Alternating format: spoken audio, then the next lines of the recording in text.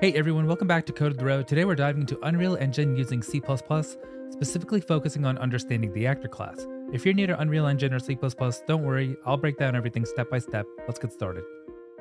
First, let's briefly talk about what an actor is. In Unreal Engine, an actor is any object that can be placed in the world. That includes characters, lights, cameras, even basic geometry. Essentially, if it exists in your game world, it's likely an actor. To begin, let's open up Unreal Engine 5. I'll start on my previous project that I named Intro to C++, which is a C++ project.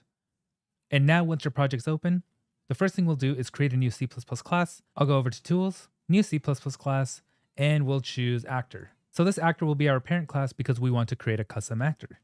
And I'll hit Next, and I'll call this something like My Actor. I'll just leave the name as My Actor, and then click Create Class. And now Unreal Engine will open Visual Studios for this.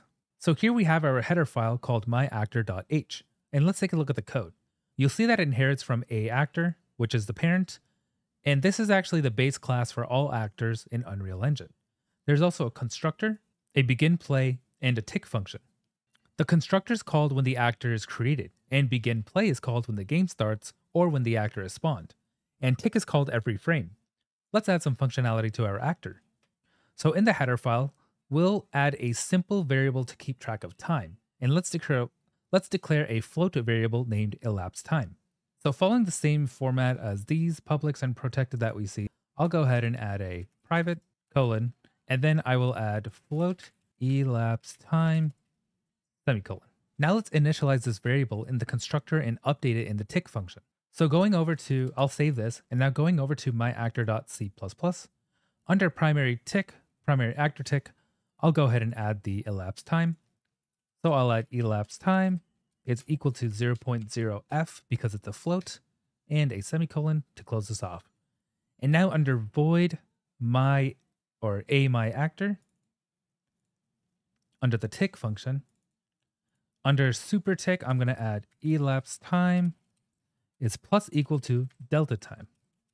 And then I'll add a UE log temp, warning, text, and then in quotes, I'm going to do elapsed time, colon, and then percent, end quote, parentheses, comma, elapsed time. And pretty much what this is going to do is the percent %f is actually going to get our variable from right next to it, which is our float, elapsed time.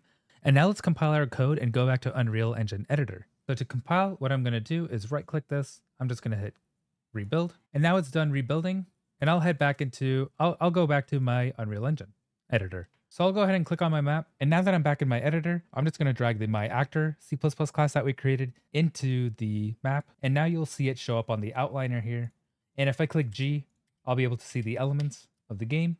And if I click on the My Actor that I dragged in, you'll see that it's right here, determined by the gizmo widget. And I'll just go ahead and click play.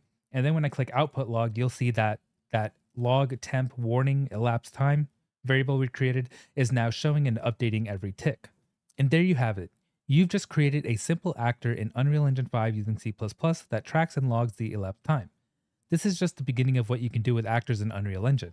From here, you can start adding more complex functionality and creating more intricate gameplay elements. Thanks for watching. If you found this video helpful, don't forget to like, subscribe, comment below, hit the bell icon to get notified when I upload new videos. Check the link in the description below to join Discord and support me on Patreon for more exclusive content. Keep coding, and I'll see you in the next video. Thanks for watching.